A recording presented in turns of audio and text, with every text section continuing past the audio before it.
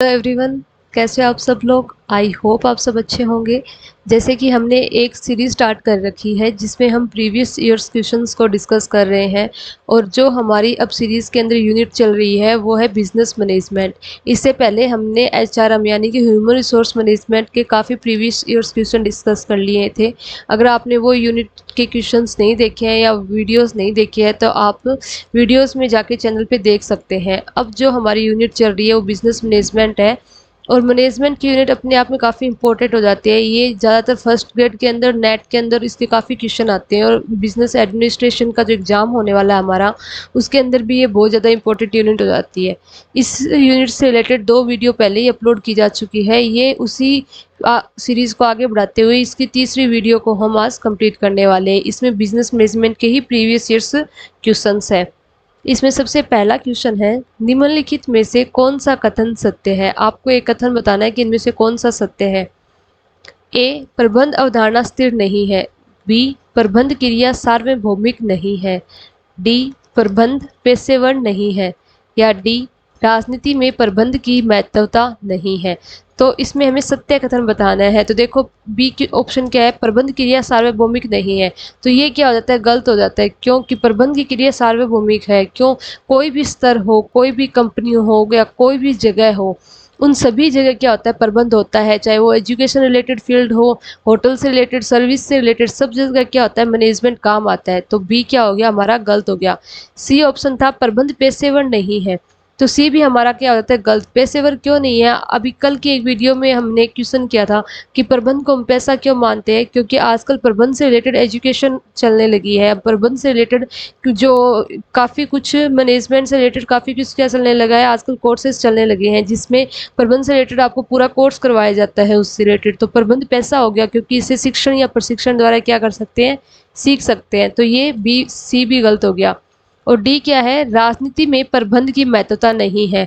राजनीति में क्या, जहां हमने बोला ना कि प्रबंध सार्वभौमिक है, तो इसका मतलब प्रत्येक फील्ड में, चाहे वो राजनीति हो, सामाजिक हो, आर्थिक, सब जगह प्रबंध आवश्यक होता है। तो ये डी भी क्या हो गया, गलत हो गया।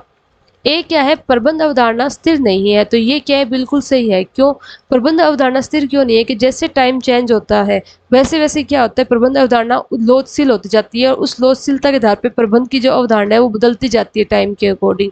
तो हमारा ए कथन क्या हो गया, बिल्कुल सही हो गया। नेक्स्ट क्वेश्चन देखिए, प्रबंध के निम्नलिखित कार्य किस क्रम में संपन्न होते हैं। ए, संगठन करना। बी, नियंत्रण करना। सी, नियोजन करना। डी, निर्देशन करना। तो देखो हमें पता है कि हम सबसे पहले कोई भी कार्य स्टार्ट करते हैं तो उसमें हम क्या करते हैं, नियोजन करते हैं। नियोजन में क्या होता है, पूर्वानुमान लगाना, योजना बनाना कि इन फ्यूचर क्या क्या हो सकता है। तो पूर्वानुमान के लिए हम क्या करते हैं, सबसे पहले नियोजन। तो सबसे पहले क्या आएगा, सी। नियोजन करने के बाद दूसरा काम क्या करते हैं, हम संगठन बनाते हैं। हमारे जितने भी कर्मचारी होंगे या उच्च प्रबंधक होंगे उनसे रिलेटेड करके हमारे उद्देश्य क्या होगा, उन सबको निर्धारण करके हम क्या बनाते हैं, संगठन बनाते हैं या ऑर्गेनाइजेशन बनाते हैं। तो सेकंड कार्य हमारा क्या आ जाएगा, ए, यानी कि संगठन करना। संगठन करने के बाद हम तीसरा काम नियुक्तिकरण करते हैं, लेकिन इसमें ऑप्शन नहीं है। इसमें उसके बाद नियुक्तिकरण के बाद क्या करते हैं, निर्देशन करना, कि किसको क्या कार्य करना है, उनको निर्देश देना, उनको मोटिवेट करना, वो कार्य करते हैं। तो ए के बाद क्या आएगा, डी। और लास्ट में गोल्स डिसाइड किए थे।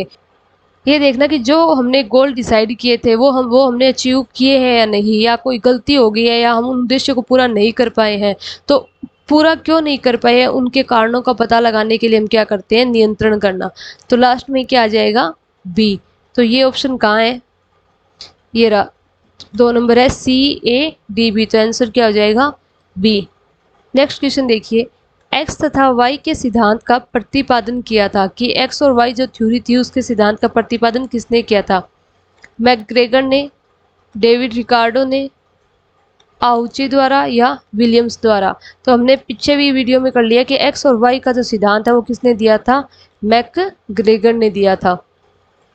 नेक्स्ट क्वेश्चन है, अभिप्रेरण की आवश्यकता के सोपान तंत्र सिद्धांत का किसने प्रतिपादन किया था। कि जो अभिप्रेरणा का आवश्यकता तंत्र है या आवश्यकता का जो सोपान है वो किसने दिया था, या वो थ्योरी किसने दी थी, टेलर द्वारा, मास्लो द्वारा, पीटर ड्रकर द्वारा, या डेविड रिकार्डो द्वारा। तो हमने कल की वीडियो में देखा था ये किसने दिया था, मास्लो द्वारा। और इसने कितनी आवश्यकताएं बताई थी, 5 की। एक मनुष्य की 5 आवश्यकताएं होती है और उन्हीं 5 आवश्यकता को पूरा करने के लिए उसे बार बार अभिप्रेरित होना पड़ता है। नेक्स्ट देखिए, ग्रेकुनस ने सिद्धांत दिया था संतुलन का, प्रतिनिधि का, नियंत्रण के विस्तार का या सामान्य प्रबंध का। तो जो ग्रेकुनस है उसने सिद्धांत दिया था नियंत्रण के विस्तार का। नियंत्रण का विस्तार क्या होता है कि एक जो उच्च अधिकारी है उसके अंडर में या उसके नीचे कितने अधीनस्थ कर्मचारी होंगे, कितने अधीनस्थ कर्मचारियों को नियंत्रण करेगा, उनकी संख्या का निर्धारण करना या उन संख्या को सीमित करना, वो क्या होता है नियंत्रण का विस्तार। और नियंत्रण के विस्तार का सिद्धांत किसने दिया है, ग्रेकुनस ने दिया था।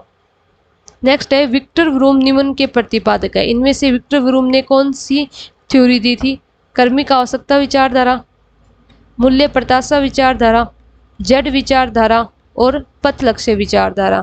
तो विक्टर व्रूम ने कौन सी दी थी, मूल्य प्रत्याशा विचारधारा। मूल्य प्रत्याशा विचारधारा के अंदर क्या होता है, वेलनेस, इंस्ट्रूमेंट और एक क्या होगा ई एक्सपेक्टेंसी। ये तीन है, इन तीनों को जब भी मल्टीप्लाई करते हैं तो इक्वल में क्या आएगा, मोटिवेशन। ठीक है, तो मूल्य प्रत्याशा विचारधारा में याद रखना कि वी आई ई इन तीनों को जब मल्टीप्लाई करोगे तो क्या आएगा, इक्वल में एम आएगा। और कर्मिक आवश्यकता विचारधारा हमने बता ही दिया, वो मास्लो ने दी थी। जेड विचारधारा और एक्स विचारधारा मैक्स ग्रेगर ने दी थी। पथ लक्ष्य होती है, पथ लक्ष्य को बोलते हैं आप पाथ गोल थ्योरी दी थी। ठीक है, ये अलग अलग थ्योरीज है। अभिप्रेरणा के निम्न सिद्धांतों में से कौन सा सिद्धांत जापानी प्रबंध विचारधारा पर आधारित है, एक्स सिद्धांत, आवश्यकता पदानुक्रमण सिद्धांत, जेड सिद्धांत या इनमें से कोई नहीं। तो जो जेड सिद्धांत था या जो जेड थ्योरी थी वो कौन सी थी, जापानी प्रबंध विचारधारा, जो जिसने क्या बोला था कि कर्मचारियों को हमेशा उद्देश्य निर्धारण में क्या साथ रख के उनको आगे बढ़ने में योगदान करना चाहिए, ये नहीं कि उनको कार्य के बीच में रुकावट बने। तो उनको साथ लेकर काम करना ही किसने बताया था, जेड विचारधारा ने ही बताया था। नेक्स्ट देखिए, एमबीओ तकनीक है। एमबीओ तकनीक किससे रिलेटेड है, ए संगठन के लक्ष्यों को व्यक्ति के लक्ष्य में विभाजन करने की, बी अधिकारों का प्रत्यायोजन करने की, डी नियंत्रण का विस्तार परिभाषित करने की, या डी संगठन के उद्देश्यों को निर्धारित करने की। तो देखो एमबीओ क्या आता है, मैनेजमेंट बाय ऑब्जेक्टिव, कि संगठन को संगठन के साथ साथ व्यक्तियों के भी उद्देश्य को क्या करना चाहिए, लक्ष्य को भी शामिल करते हुए या उनको विभाजन करते हुए कार्य करना चाहिए। तो हमारा आंसर क्या हो जाएगा, ए संगठन के लक्ष्यों को व्यक्ति के लक्ष्य में विभाजन करने की। हेनरी फ्योल ने निम्न सिद्धांत का प्रतिपादन नहीं किया था। यहाँ क्या पूछा है, नहीं किया। ठीक है, ये ध्यान रखना, क्या पूछा है, इनमें से कौन सा सिद्धांत है जो हेनरी फ्योल ने नहीं दिया। आदेश की एकता का सिद्धांत, निर्देश की एकता का सिद्धांत, अनुशासन या अपवाद का सिद्धांत।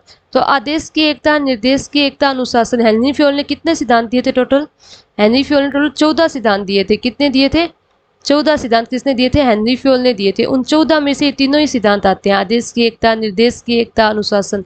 लेकिन जो अपवाद का सिद्धांत है ये किसने दिया था, ये दिया था एफ.डब्ल्यू. टेलर ने। किसने दिया था, एफ.डब्ल्यू. टेलर ने। तो इसका आंसर क्या हो जाएगा, अपवाद का सिद्धांत है जो हेनरी फ्योल द्वारा नहीं दिया गया। नेक्स्ट क्वेश्चन है, अभिप्रेरणा की वाई विचारधारा की मान्यता क्या है। कि अभिप्रेरणा की जो दो विचारधारा थी ना, एक्स और वाई, जो मैकग्रेगर ने दी थी, उसमें वाई विचारधारा की मान्यता क्या है।